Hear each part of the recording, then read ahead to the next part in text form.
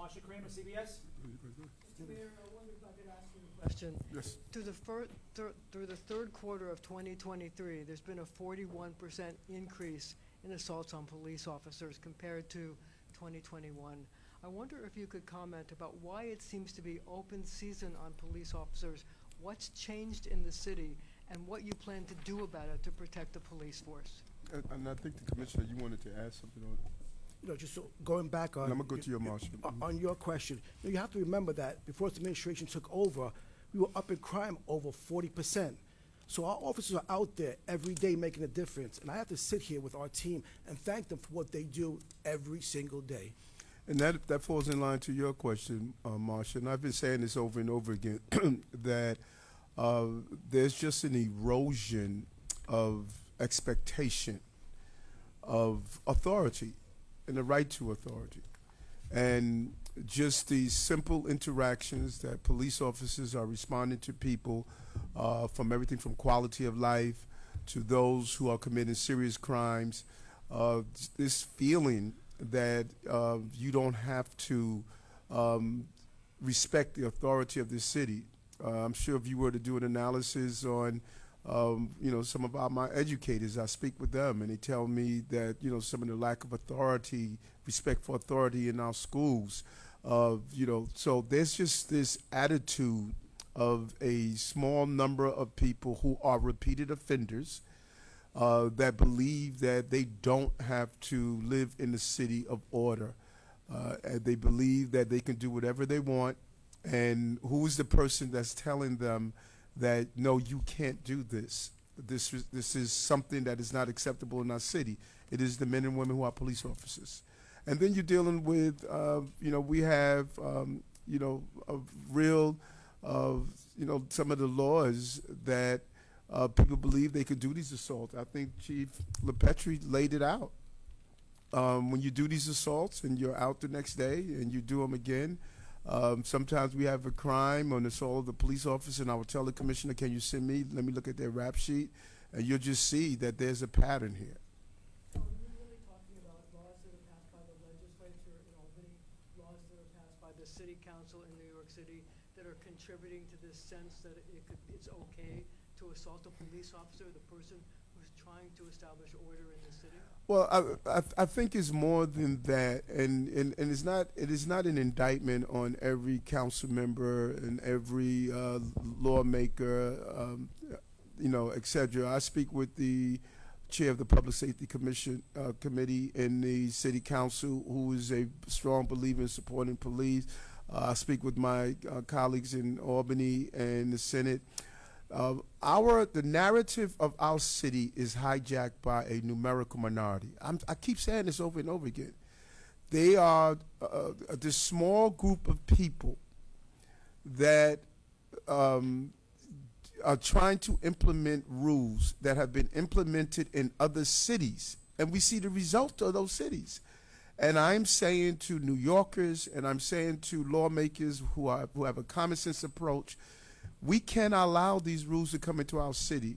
And one of the parts of this philosophy that they have is that we don't hold people to a high accountability when they assault. Law enforcement agencies, probation, parks enforcement, correction officers, you look at the erosion that we're telling these men and women who place themselves on the front line that if you are assaulted or harmed, that the person is not going to be held accountable. So just a follow-up question. So are you basically saying that the way to deal with this numerical minority is for you and others to campaign against these people to prevent them from getting elected so that majority rules as opposed to minority rules?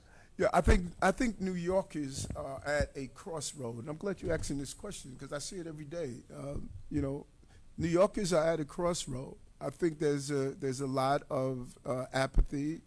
A lot of people don't believe that their vote matter, and they are unable to understand the connection between who's in office and how it impacts your quality of life.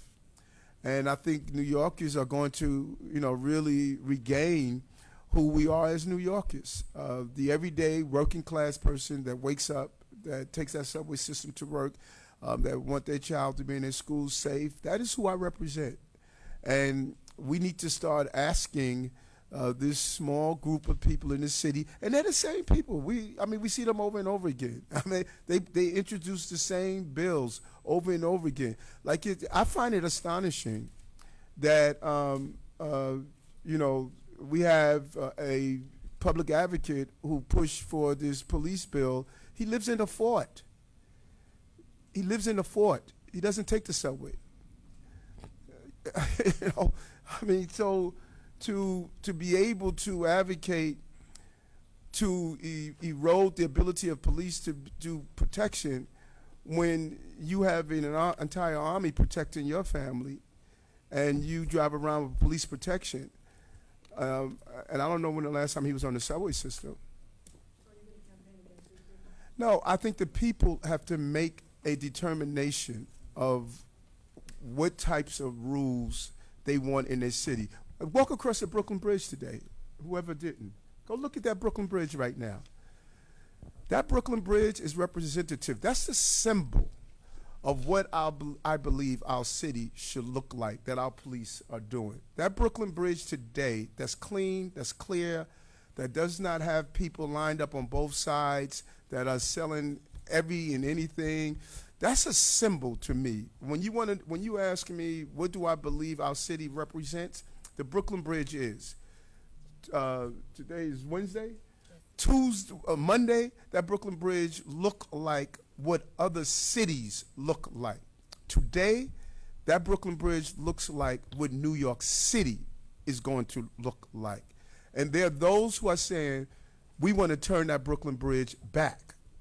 And that's what New Yorkers need to ask. That's what I'm saying to New Yorkers. Do you want a city where people are putting on a tent in front of your home? Do you want a city when you come out with your children and someone is injecting themselves with drugs on your stoop? Do you want someone defecating in your backyard or on your school ground? Do you want someone riding a scooter up and down the block and don't even care if they're on the sidewalk or not? Do you want someone blasting music in front of your home? You want someone playing dice in front of your home? Someone doing robberies and they're out the next day?